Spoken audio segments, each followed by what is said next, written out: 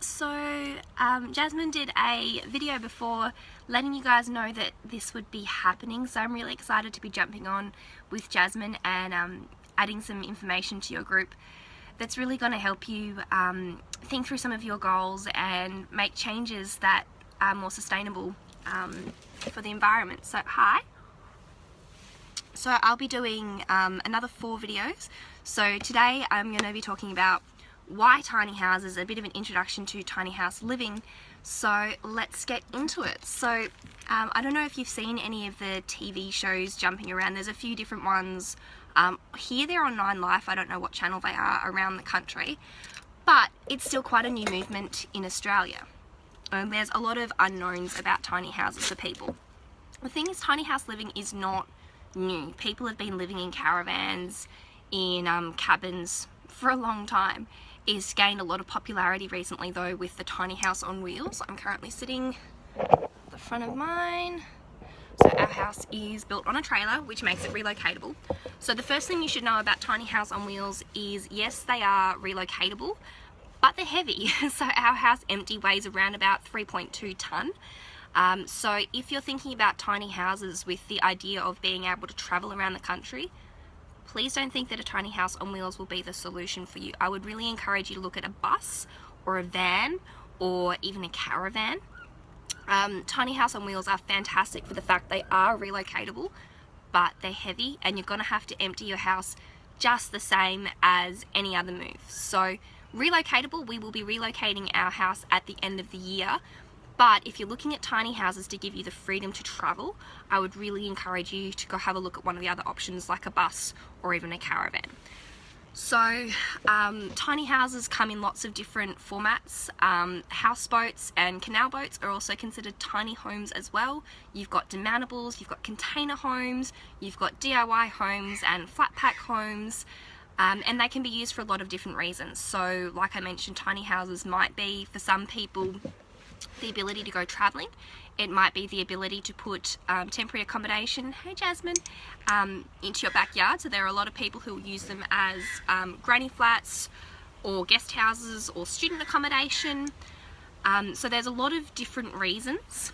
For us, a big part of our reason was deliberately to downsize and to give us the ability to move onto land in the future. So we wanted the ability to relocate, not travel. A couple of the other reasons why tiny houses are really awesome is the cost. The cost of building a tiny house is so much less than a full-size house.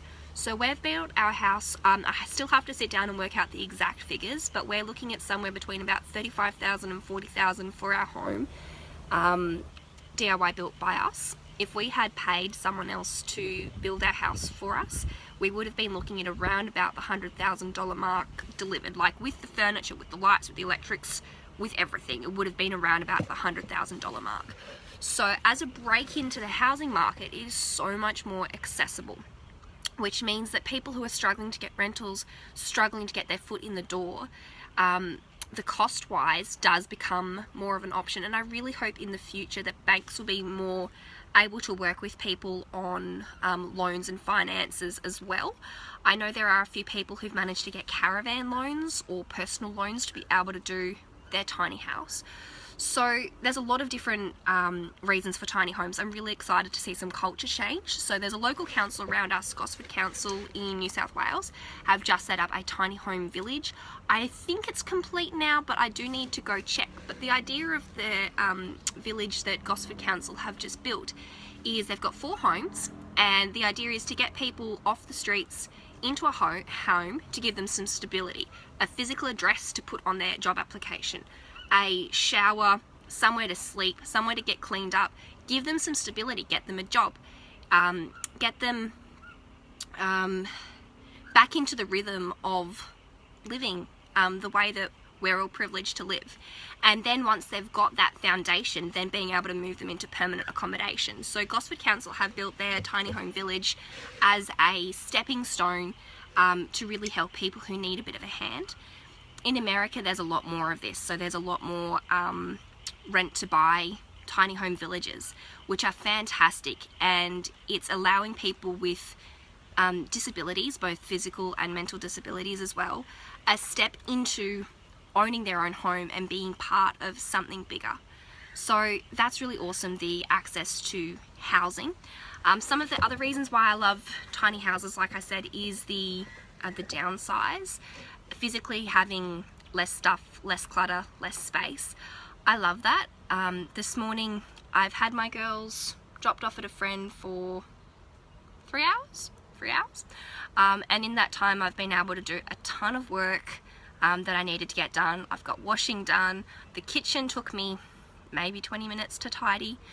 And I'm culling the pantry as well. Like, there's so much stuff that I have the ability to do because we have so much less space and less possessions to sort through. So that's another reason why I love tiny homes. What else?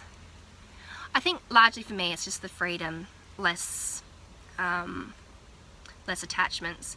So some of the things you should know about tiny living is tiny spaces get messy and overwhelming very quickly, especially if you have children. So that's something to be conscious of, is if you are a bit of a neat freak. I know for me a messy house is a bit of a trigger for me, so that's something I need to be quite aware of with my children, is when I feel myself getting upset that the house is getting messy so quickly, taking a stop, taking a step back, giving them a hug and quickly tidying up, because you will find small spaces do get overwhelmed very quickly. You need to be very on the ball with your waste systems, so rubbish and composting. You don't have room for a full-size rubbish bin in a tiny house, so learning how to be more sustainable and be wiser with your purchases and what you bring into your house is really important. Another thing you should know about tiny homes is if you plan to have a loft, you need to get used to crawling and not being able to have the same headspace. So getting dressed in the morning is a bit of a challenge, either camp style, like you would get dressed in a tent, or walking downstairs into the bathroom and getting dressed in the bathroom. What else? Night times are so different in a tiny house with kids. You don't have I was talking to some friends about this last night actually, you don't have the ability to necessarily go, okay, play quietly in your room while I do some phone calls, put the baby to sleep, whatever.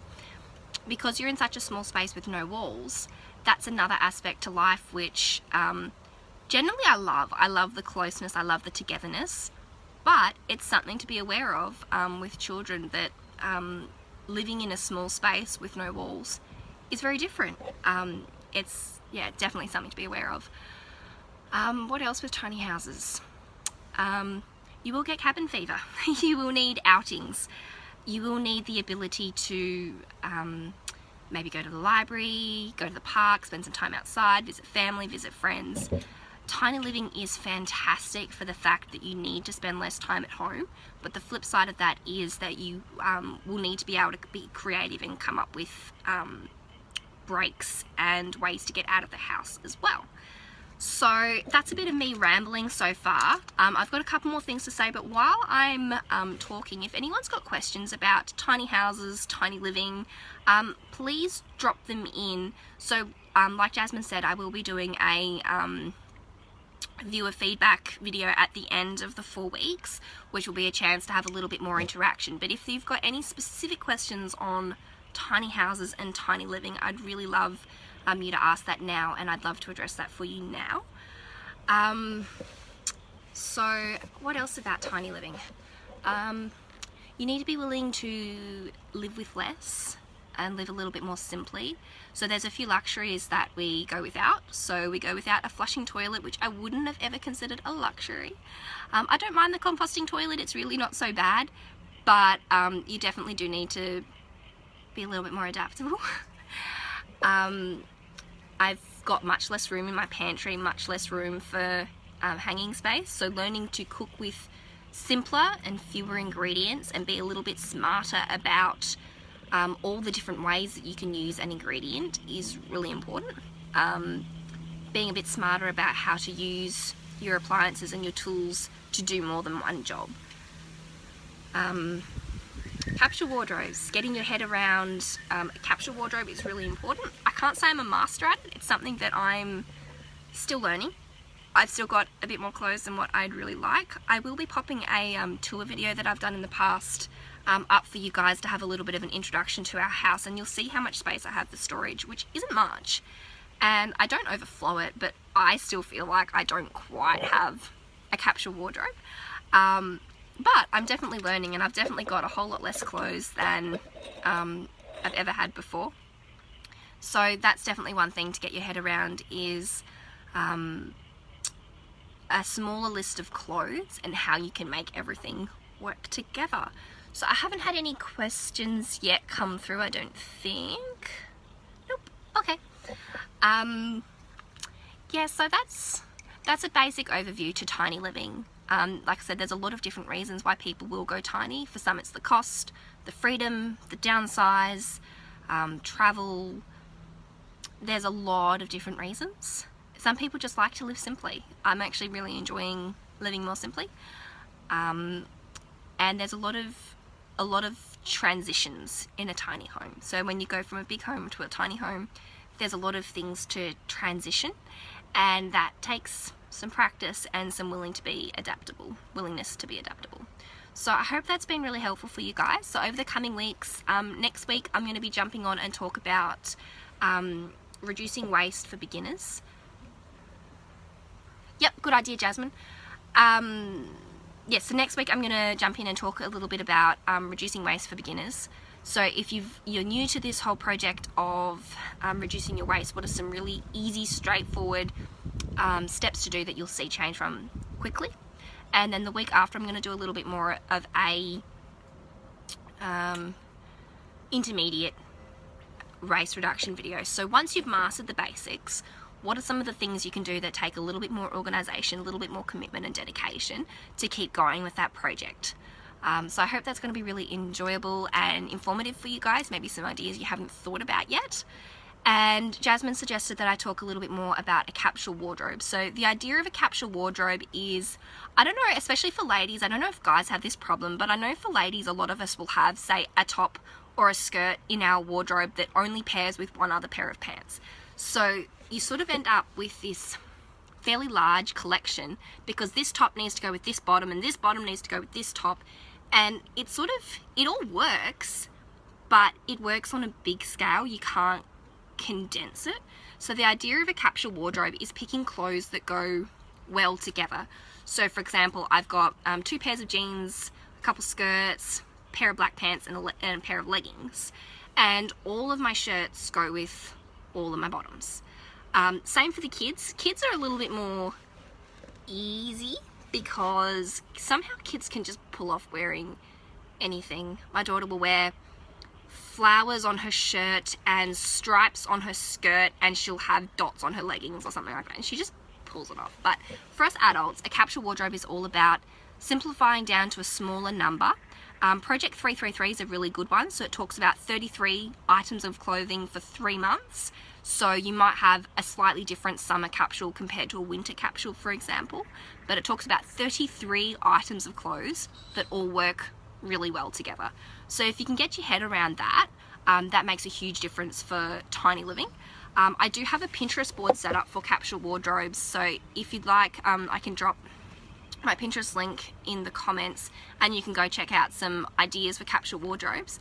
And then you need to find your own personal flair on that as well. So it's all about you and what works well for you. So it's very individual. So I'll have some ideas for you as a start.